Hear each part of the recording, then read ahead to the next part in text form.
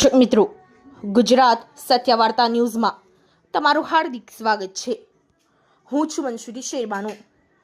વડોદરા એસઆઈઆરની કામગીરીને લઈને વિરોધ। કોંગ્રેસ દ્વારા રેલી કાઢી વિરોધ પ્રદર્શન કરાયું। ખોટી વાંધા અરજી કરનાર સામે રાષ્ટ્રદ્રોહની કલમ લગાવવા માંગ। સયાજીરાવ નગર ગૃહથી પગપાળા રેલીનું આયોજન। પોસ્ટર અને સૂત્રોચ્ચાર સાથે વિરોધ પ્રદર્શન। 40થી વધુ કોંગ્રેસી કાર્યકરોની અટકાયત કરાઈ। કોંગ્રેસના કાર્યકરો અને પોલીસ વચ્ચે ભારે ખેંચતાણ।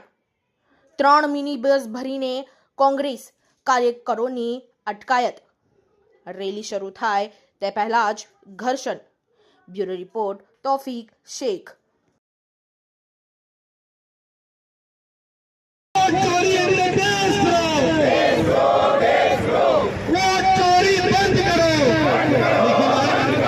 निखिल सोलंकी आ गया नहीं आया। अमन अमन बोले स्पीकर ले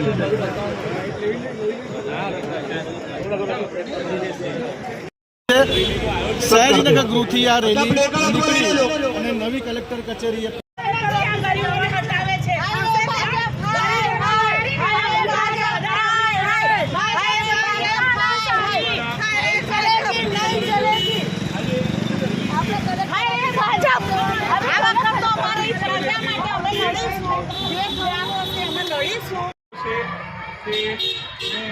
કલેક્ટર કચેરી સુધી પહોંચવામાં સફળતા મળી છે। બાકી અન્ય તમામ લોકોની જે અટકાયત છે રેલી જઈને કલેક્ટર કોકરા કે જેઓ જિલ્લાના મુખ્ય અધિકારી जब जब भाजप करती है अरे है भाई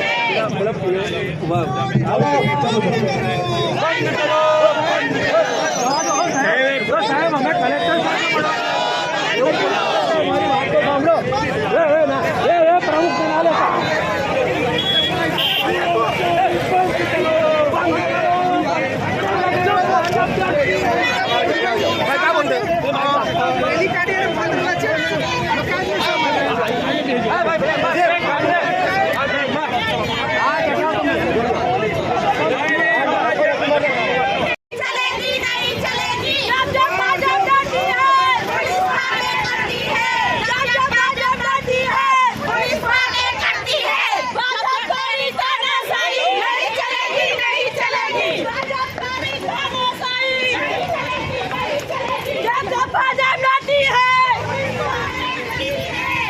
भागो भागो भागो भागो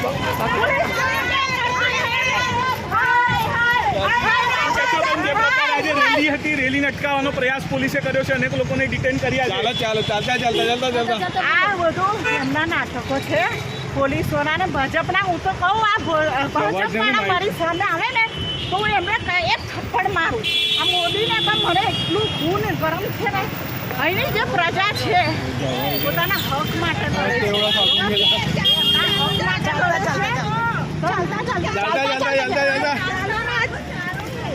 આ ભાજપ સરકાર ભ્રષ્ટાચાર કરી રહી છે। આજે વર્ષોથી અમારા મા બાપના જન્મ દાખલા કઈથી લાવીએ? મા બાપના જન્મ દાખલા માંગે છે। મોદી સાહેબને પૂછો કે એમની ઉંમરના જે પણ માણસ છે એમના જન્મ દાખલા છે? એમના ઘરના બહેનોના કે ભાઈઓના કે માના જન્મ દાખલા છે? તમે કેમ મતદાર યાદીમાંથી અમારા નામ કમી કરો છો? અમારા નામ કમી કરો છો? ગરીબ લોકોને નામ કમી કરીને એમને હટાવવા માંગો છો? આટલો બધો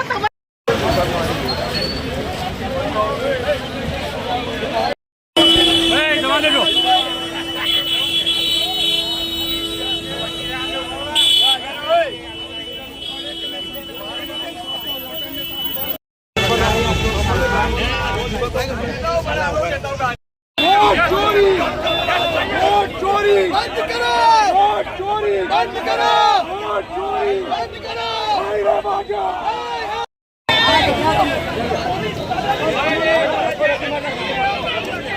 तानाशाही नहीं चलेगी।